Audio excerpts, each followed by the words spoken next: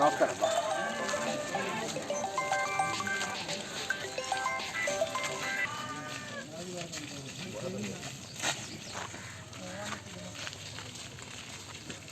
నుంచి దారాట్లా మళ్ళీ ఏమన్నా ఇచ్చింది వీళ్ళు మొన్న 3 ఈ గుడిసెల్లి ఆ గుడిసె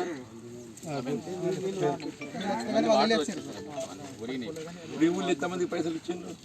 6 అది ఈ గుడిలో ఒక్కడే సార్ మన పూర్తిగా అన్నీ ఉంటుందా?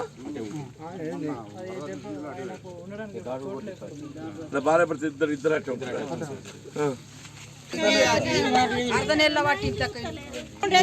వచ్చినాయో ఎవరి ఇంట్లో నీళ్ళు వచ్చి బియ్యము గిన్నెలు కొట్టు.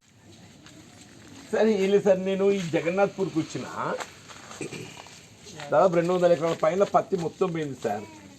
సరే వరి పొలం అంటే ఇక అటు ఇటు నాటేసుకునే సమయం ఉన్నది కాబట్టి వేసుకునే అవకాశం. పత్తి అయితే మొత్తం పోయింది సార్, 200 నుండి 250 ఎకరాల దాకా పోయింది సార్.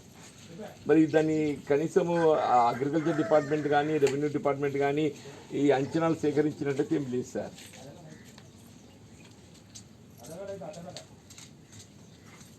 అంటే మీకేమైనా ఇవి మీరు అంచనాలు రూపొందిస్తుందా? ఎనీథింగ్ ఫ్రమ్ రెవెన్యూ సైడ్ మీరు చేస్తలేరు. ఇప్పుడు ఇంకోటి సార్, ఇప్పుడు ఈ జగన్నాథ్పూర్లో మొన్న ఈ గోదావరి పొంగినప్పుడు సరే మొత్తము ఈ నాయకపుగూడెం అంతా బడికి తరలించి ఒక 2 days అక్కడనే గ్రామస్తులు సర్పంచ్ గారు అందరూ కూడా వాళ్ళను సరే వాళ్ళకు ఎట్లెట్లా షెల్టర్ ఇచ్చి ఇది సదుపాయం కలిగి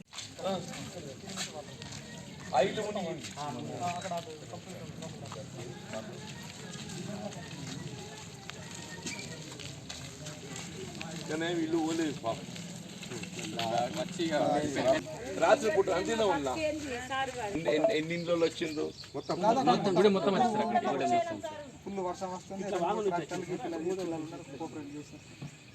ఆదివాసి కూడా ఈ ఎన్ని ఇండ్లు ఉంటాయి ఇక్కడ?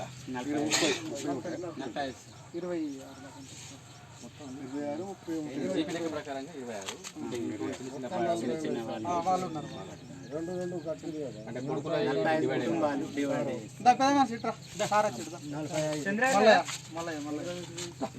కొడుకులేడా సార్ తెలుసా?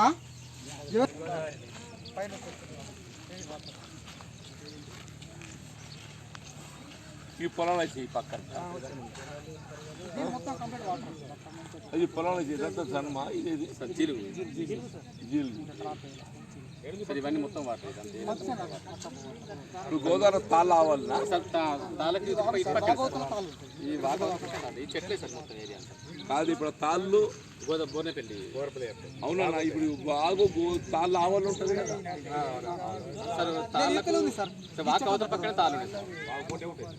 ఈ చెట్లే వాగుకుంటున్నాయి. కాదే ఈ తాళ్ళు వాకు ఈడుకునే ఆరుదిక్కు వాగు తాళ్ళకి ఈవల్ దిక్కే ఉన్నది కదండి. పక్కనే ఉంది సార్. ఇక్కడికి వెళ్ళి గోదావరి వస్తుంది సార్. సార్ ఇక్కడే మనకు కనిపించదు ఈ పచ్చని చెట్లు చూడండి. మరి నీళ్ళు ఇంకా మర్రగమ్మా చెడ్డాం అదే సార్. ఇక్కడ బ్యాక్ వాటర్ ఎన్ని ఉంది బ్యాక్ వాటర్ సార్. ఇక్కడ మనకి తొవ్వ సార్, రెగ్యులర్ పోయి తొవ్వ ఇప్పుడు చెక్ డ్యామ్ కట్టడంతో లాభం అనస్తామా? లాభం ఎట్లా లాభం సార్? ఈ ఏరియా తెలంగాణ రాష్ట్రం ఏర్పడ్డ తదుపరి జాతీయ స్థాయిలో ఎన్డీఏ ప్రభుత్వం ఏర్పడ్డ తదుపరి ఈ GOMS నెంబర్ 2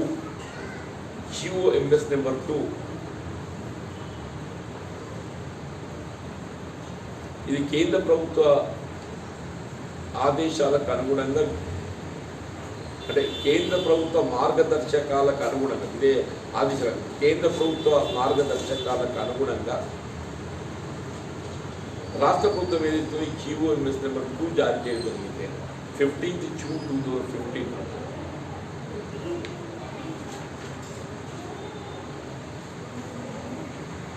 కేంద్ర ప్రభుత్వ మార్గదర్శకాలు ఏదైతే ఉందో 8th of April 2015లో జారీ చేయబడింది. 8th of April 2015లో జారీ చేయబడింది.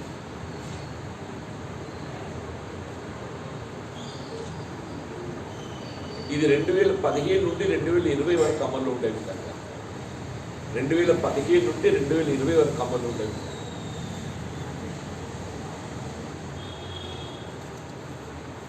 అంటే 2020 తదుపరి ఏదైతుందో దీన్ని మరింత మనం పెంచే అవకాశం లభిస్తుంది. బహుశా అది వచ్చి ఉంటుంది. సరే ఇది మాత్రం ఏదైతే 2015 నుండి 2020 వరకు ఇది పేర్కొనబడింది. ఇందులో ఏదైతుందో ఈ రిలీఫ్ ఆపరేషన్ అంటే ప్రకృతి వైపరీత్య వరద సహాయక చర్యల్లో భాగంగా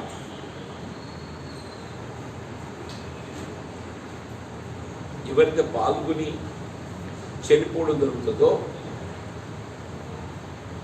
ఆ మృతుడి కుటుంబానికి 4 లక్షల రూపాయలు ఎక్స్గ్రేషన్ చెల్లింపు చేయబడే విధంగా పేర్కొనబడింది. 4 lakh per deceased person, including those involved in relief operations. Those involved in relief operations are associated in preparedness activities. Are associated in preparedness activities. అంటే ఏంటంటే ఈ వరద సహాయక చర్యలను పర్యవేక్షణ కింద ప్రిపేర్నెస్ యాక్టివిటీస్. ఇదో మిత్రుడు మొన్న మన చనిపోయినటువంటి రాష్ట్ర ప్రభుత్వం ఇంతవరకు ఏదైతుందో వ్యవసాయ శాఖ సూచాయగా తెలిపినటువంటి యొక్క అంచనాలు 11 లక్షల ఎకరాలు. రెవెన్యూ శాఖకు ఏదైతుందో ప్రభుత్వం నుండి ఏ విధమైన ఆదేశాలు లేవు ఇంతవరకు సర్వే కొరకు.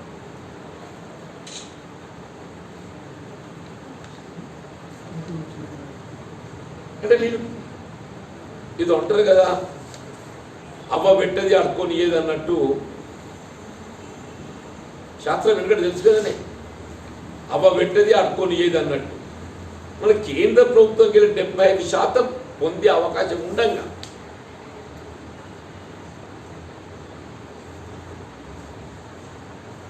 మీరు అంచనాలు రూపొందించి నివేదికలు సిద్ధం చేసి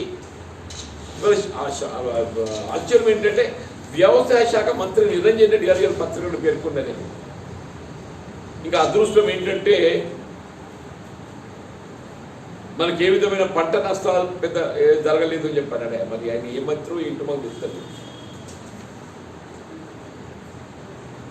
పంట నష్టాలు ఏదైతుందో ఆరంభంలోనే కాబట్టి పెద్ద ఎత్తున ధరలు చెప్పని పేర్కొన్నాయి. అంటే పంట నష్టం కూడా మీరు మీకు నేను వాట్సాప్ చేస్తాను చెప్పాను కానీ కేవలం 33% మించితే దాన్ని నష్టం కింద పరిగణించి డ్యామేజ్ ఇవ్వాలని చెప్పింది. ఓన్లీ 33% అండేమో 33% అండేమో.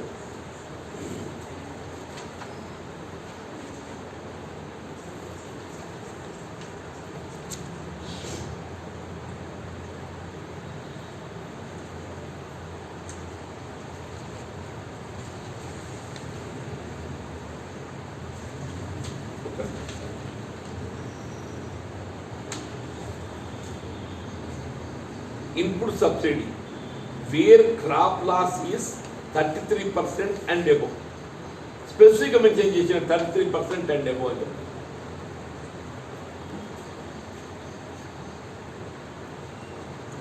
33% కనీస నష్టం ఉంటుంది కదండి.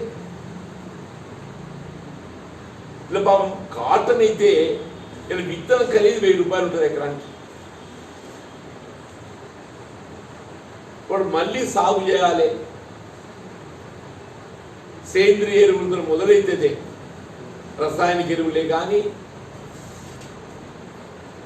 ఇవన్నీ కూడా దాదాపు మళ్ళీ ఎకరానికి 20,000 రూపాయలు పెట్టుబడి అదనంగా అవుతుంది. ప్రాతిపదికన నష్టాన్ని ఎంతో ప్రతి గృహస్థులకు 95,000 చెల్లించండి.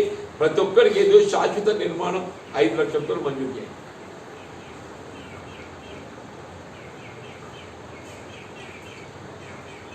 వాడు ఇళ్ళని ఇచ్చేసుకున్నారు. ఇప్పుడు వాడు ఇల్లు మొత్తం ఇచ్చేసుకున్నారు, దాన్ని వాడు ఉండలేడు కాబట్టి ఇల్లు లేని నిరుపేదలకు అందరికీ ఏదైతే ఉందో శాశ్వత ప్రాతిపదికన మీరు ఇళ్ల నిర్మాణ కార్యక్రమాన్ని అమలు చేస్తామని చెప్పని మీరే పేర్కొన్నారు. కేంద్ర ప్రభుత్వం ఏదైతే ఉందో ప్రధానమంత్రి ఆవాస్ యోజన కింద వాళ్ళు ఇస్తామని చెప్పి అంటున్నారు. కేంద్ర ప్రభుత్వం ప్రధానమంత్రి ఆవాస్ యోజన కింద ఇల్లు మంజూరు ఇచ్చే అవకాశం ఉన్నది.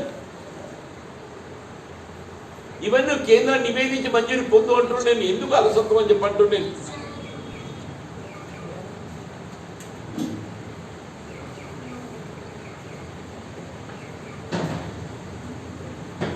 విద్యుత్ ట్రాన్స్ఫార్మర్స్ రెస్టరేషన్ సంబంధించి డీ గారితో మాట్లాడడం జరిగింది. త్వరితగతిన చేస్తా అని చెప్పన్నాడు. పాపం జగన్నాథ్పూర్ వాళ్ళు ఏదైతే వాళ్ళ బోర్నపల్లి ఉన్నటువంటి ఒక లింక్ వంతెన అప్పుడు ముఖ్యమంత్రి స్వయంగా రాయకల్కి వచ్చి ఇక్కడ సమావేశంలో పేర్కొన్నారు. కేంద్ర మంత్రి కూడా వచ్చిన్నారు. ఆనాడు ఎంపీగా కవిత గారు ఉండేది. కేంద్ర మంత్రి వచ్చిండు, మహారాష్ట్ర గవర్నర్ విద్యాసాగరరావు గారు వచ్చిండు. అందరం కోరింది ఒకటే కోరిక అన్నాడు, బోర్నపల్లి జగన్నాథ్పూర్ వంతెన. ఇంతవరకు ఏదైతే బోర్నపల్లి జగన్నాథ్పూర్ వంతెన ఇవాళ ఆదివాసీలు వాళ్ళే. ఆదివాసీలు ఆశ్చర్యకరమైన విషయం ఏంటంటే ఎస్టీ డెవలప్మెంట్ ఫండ్ కింద రాష్ట్ర ప్రభుత్వం వల్ల కేటాయింపు చేసినటువంటి యొక్క నిధులు 20,000 కోట్లు అన్స్పెండ్ క్యారీ ఫార్వర్డ్ అయింది.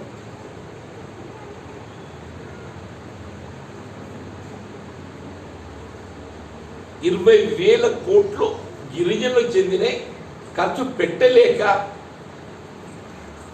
అన్స్పెండ్ క్యారీ ఫార్వర్డ్. వాళ్ళ సొమ్ములకి వెళ్ళి ఒక 10 కోట్లు ఇస్తే నీ బోర్నపల్లి వంతెన అయిపోతుంది. ఆనాడు నేను ₹1 నేను గిరిజనులకు కల్పించాల్సిన సౌకర్యాల కల్పన నిమిత్తము రాష్ట్ర ప్రభుత్వం దగ్గర 20,000 కోట్లు ఉన్నాయి అని చెప్పి అంటున్నాను. దళితులే 30,000 కోట్లు ఉంటాయి, ఎస్సీలే వీళ్ళ 20,000 కోట్లు ఉన్నాయి. వాళ్ళు 30,000 కోట్లకి వెళ్ళి ఏదైతుందో దళిత బంధు ఇస్తుండట. 20,000 కోట్లు అయితే అట్లే ఉన్నాయి, ఫిక్స్డ్ డిపాజిట్లు ఉన్నాయి. దయచేసి యూ కెన్ మెన్షన్ 20,000 కోట్లు ఫిక్స్డ్ డిపాజిట్లు ఉన్నాయి. ఆ 20,000 కోట్ల ఫిక్స్డ్ డిపాజిట్లకి ఒక 10 కోట్ల రూపాయలు ఏదైతుందో ఈ బోర్నపల్లి జగన్నాథ్పూర్ వంతెనకు కేటాయింపు చేస్తే పాపం గిరిజన ఆదివాసీ ఆవాసితం ఏదైతుందో రాయకల్ మండలానికి వచ్చే అవకాశం ఏర్పడుతుందని చెప్పని నేను విజ్ఞప్తి చేస్తున్నా.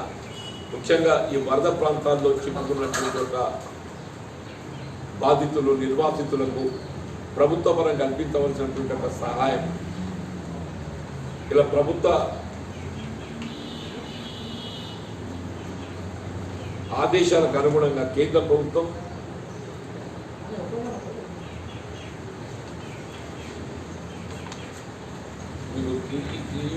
దాన్ని పెట్టరా